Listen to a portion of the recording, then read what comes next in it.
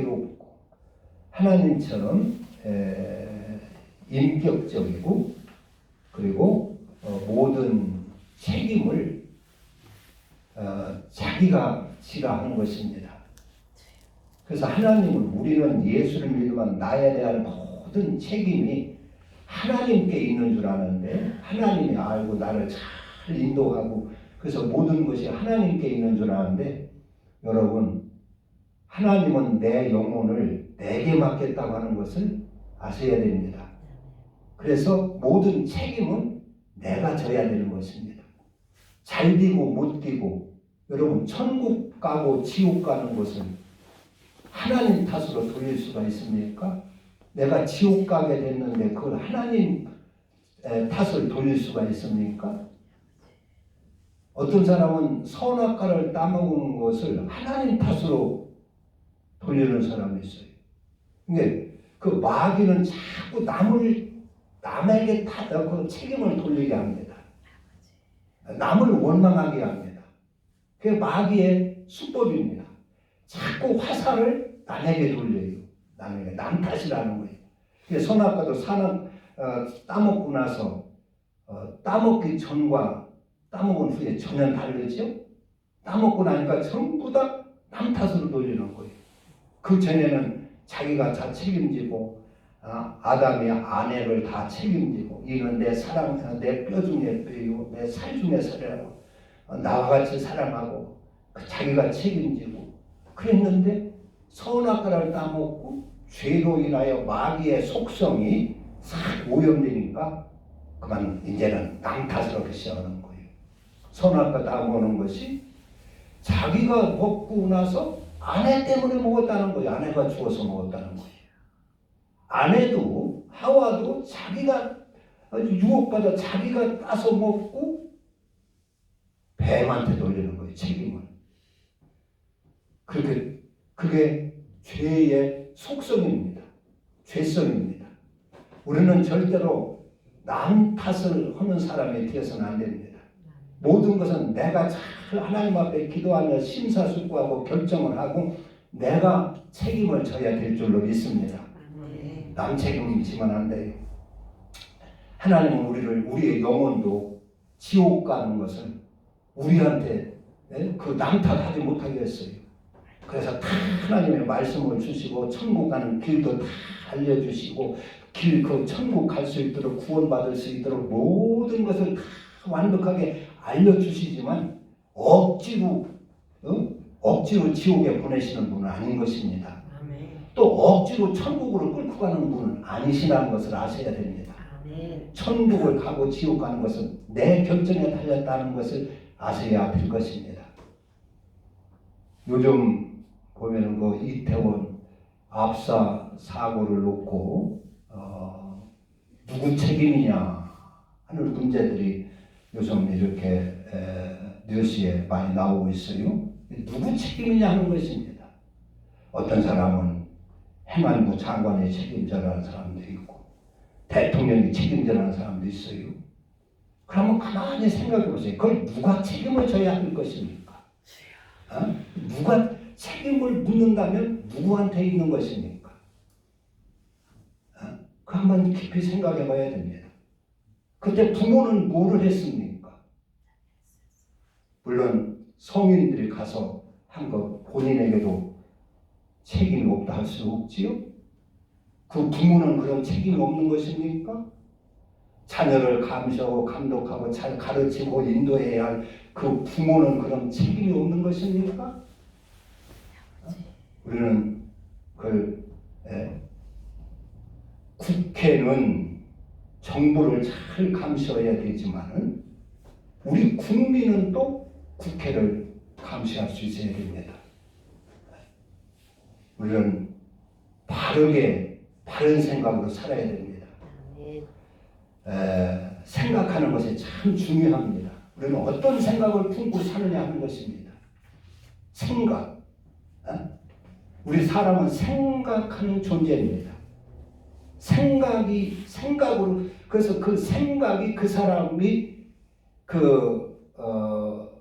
가치를 평가를 할 수 있어요. 나쁜 생각을 품고 어떤 생각을 품고 있느냐 하는 것입니다.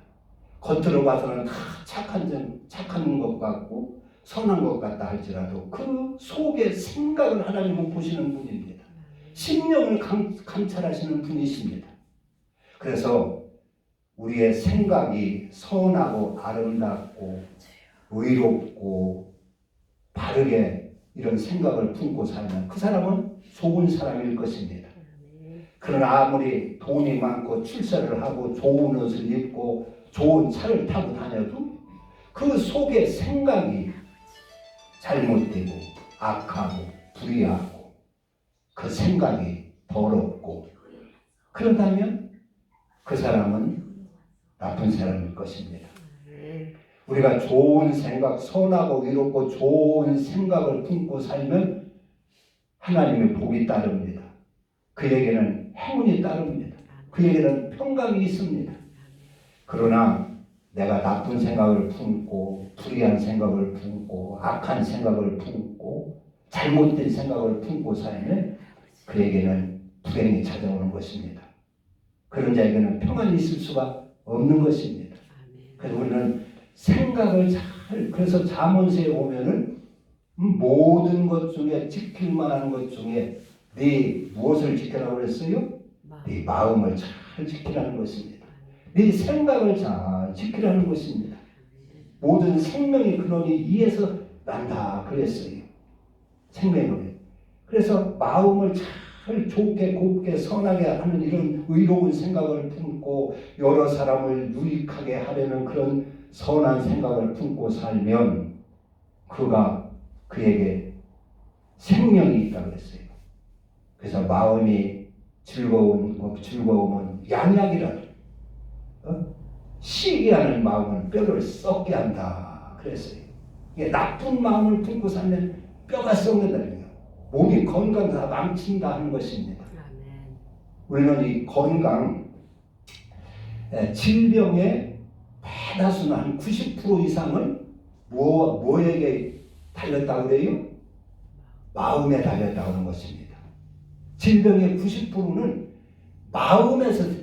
마음과 깊은 연관이 있다는 것이요.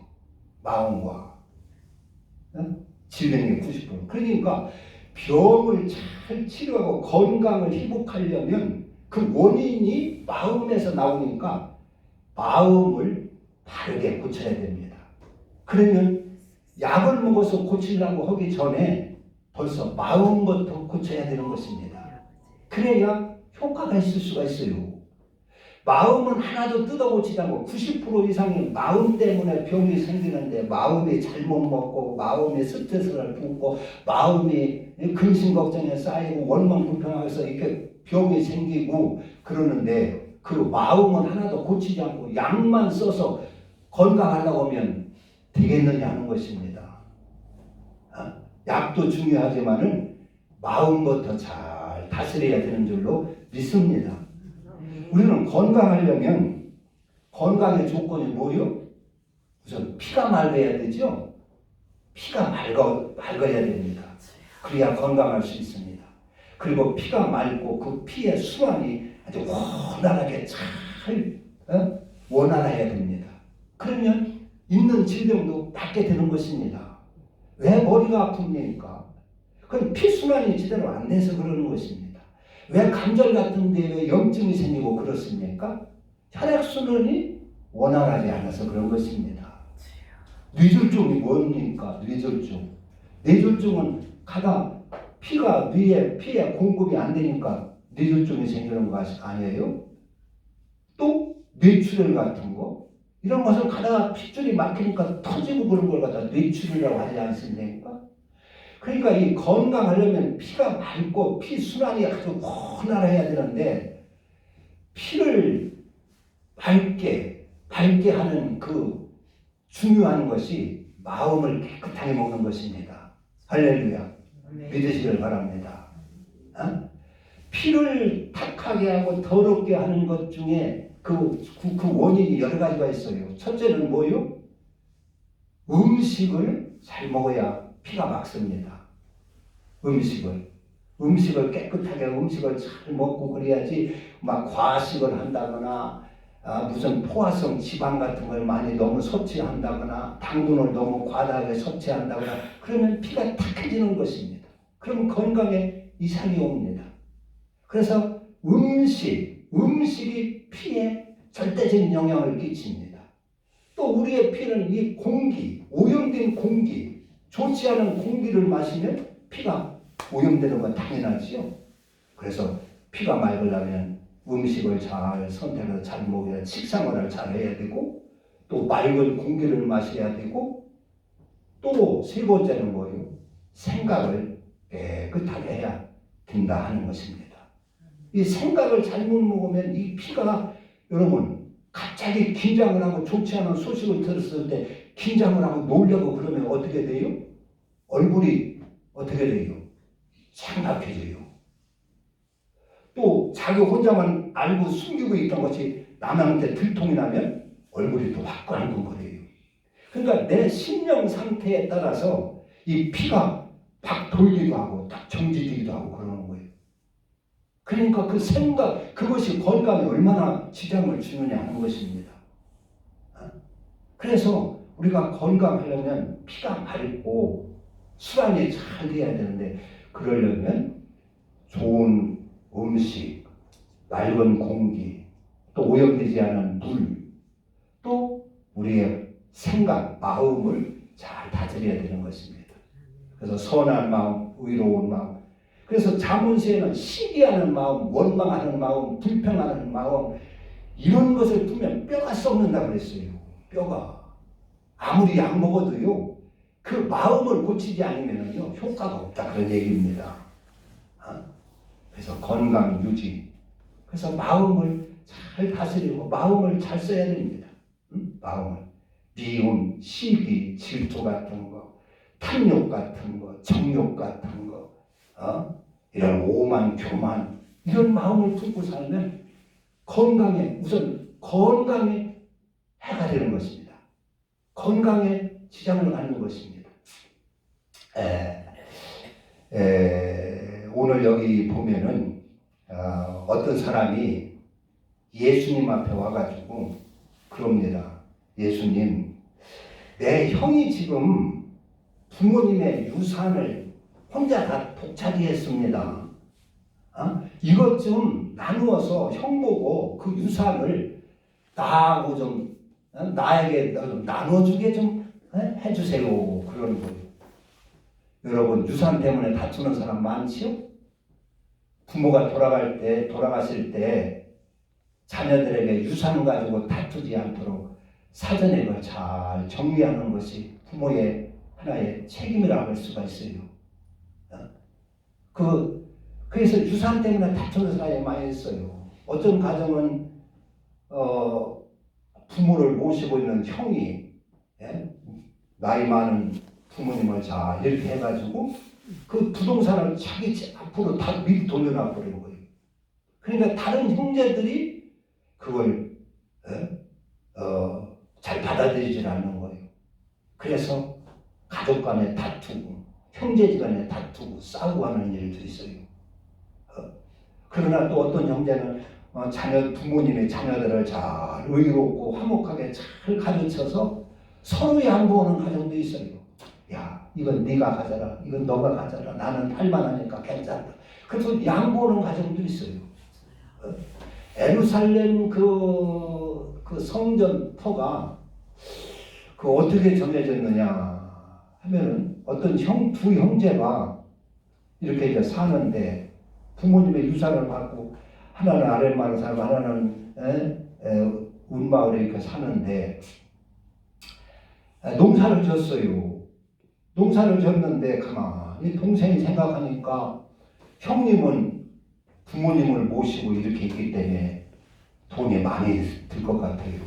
양식도 부모님 모시니까 손님도 많이 올 것 같고 부모님이 노약하니까 약값도 들어갈 것 같고 그래서 동생이 농사를 쭉 잔뜩 지어가지고 이제 빗줄가루를 쭉 세워놓고 달밤에 형님이 어려웠고 부모님 모시느라고 힘들 텐데 형님이 넉넉해야 되는데 그래가지고 밤에 살짝 자기의 벽가리를 한 징 집어서리 형 논에다 갖다 주각에다 있어줬어요. 싸줬어요.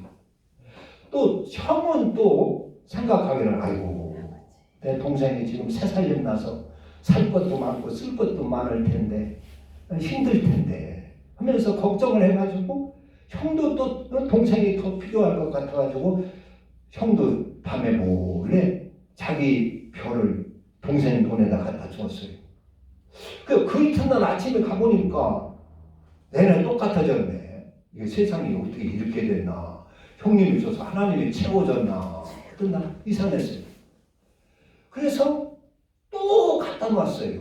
또 그러다가 달밤에 두 형제가 마주쳤어요. 그래가지고 야 네가 그랬구나 아우야 네가 그랬구나 형님이군요.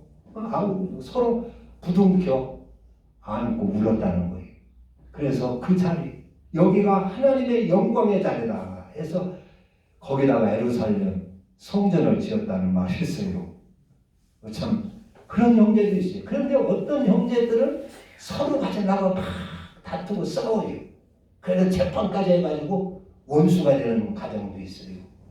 오늘 여기 본문을 보니까 예수님 앞에 어떤 그 자식이 와가지고 어떤 사람이 와가지고 예수님한테 그러는 거예요. 예수님 우리 형 보고 좀 아버지 유산을 동생과 나누라고 좀 해주세요.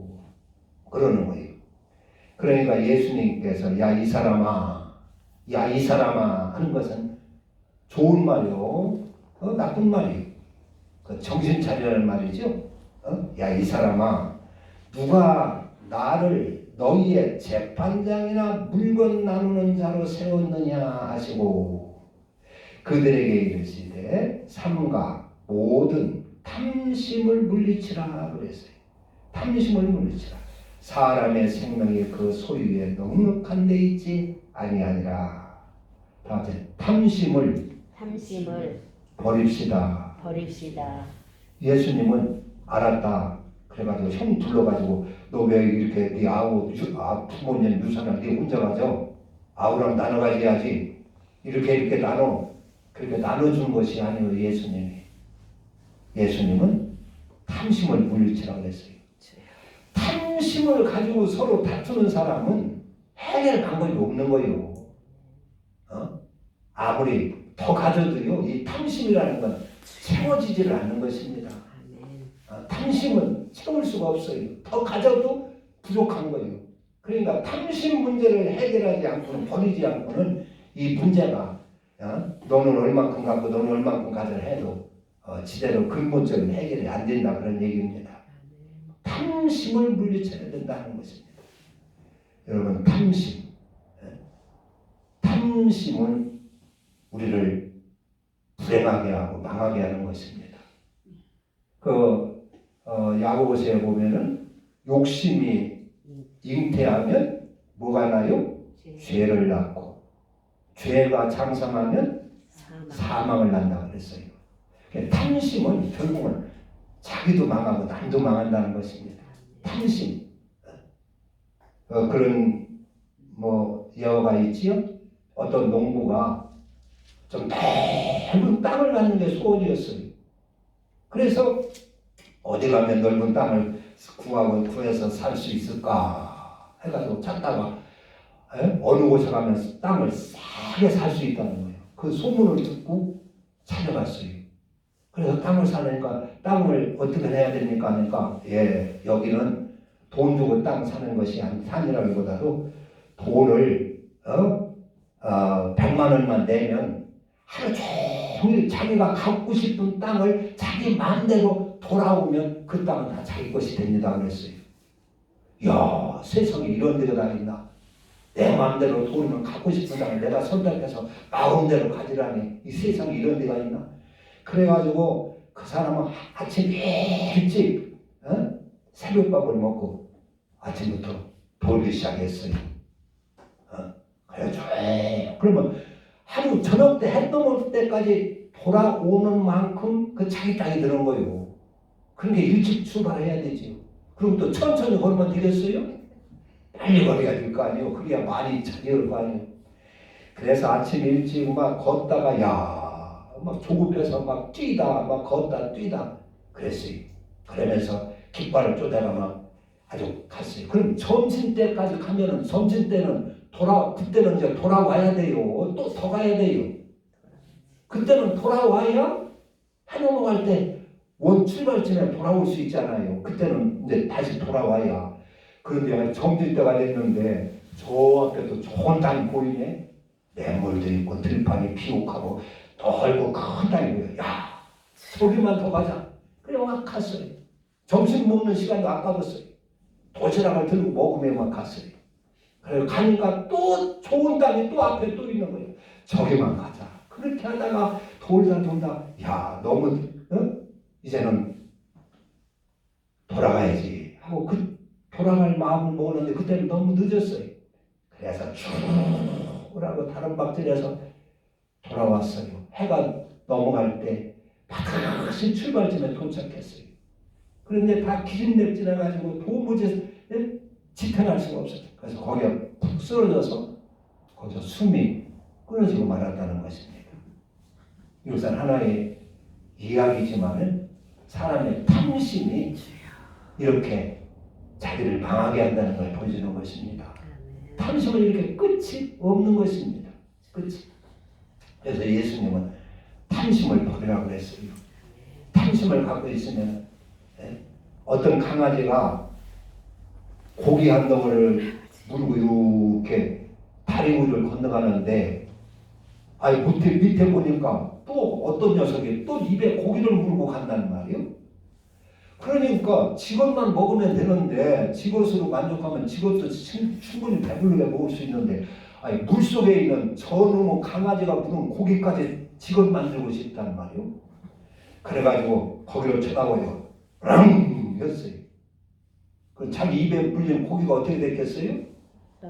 땅으로 툭 바다로 강물로 뚝 떨어지고 말았어요.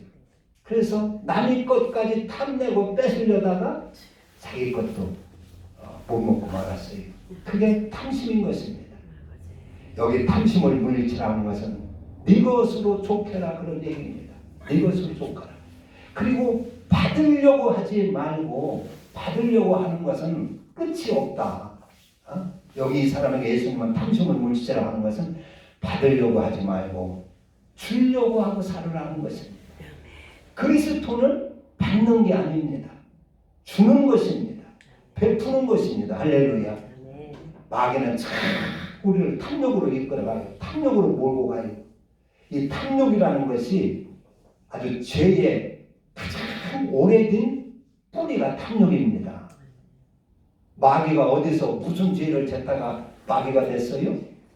하늘나라에서 탐심 부리다 마귀가 됐어요. 그 하늘나라에서 그렇게 영화롭게 천사로 지음을 받았는데 지것으로 족하고 지것으로 하나님 앞에 감사하고 그것만 해도 얼마든지 감사할 조건인데 감사하지 못하고 나도 하나님처럼 되고자 하나님 영광을 내가 차지해보자 그 탐심을 부리다가 저주받고 쫓겨난 자가 마귀입니다. 이 탐심은 마귀의 속성입니다.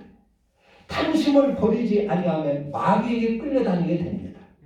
그래서 망하게 되는 것입니다. 망하게. 탐심 버리고 사시고 우리는 그리스도로 내 것을 오히려 저에게 주고 은혜를 베풀어서 저를 살리려고 하고 이런 마음으로 살아야 될 줄로 믿습니다. 그게 하나님의 마음이고 그게 하나님의 형상입니다. 그게 부유의 영입니다. 자꾸 남을 것 빼앗고 오히려 분수에 넘치도록 탐하는 마음은 마귀의 마음이고 마귀에게서 전 오염된 마귀의 죄성이고 그리고 그것은 거지의 영입니다. 거지의 영.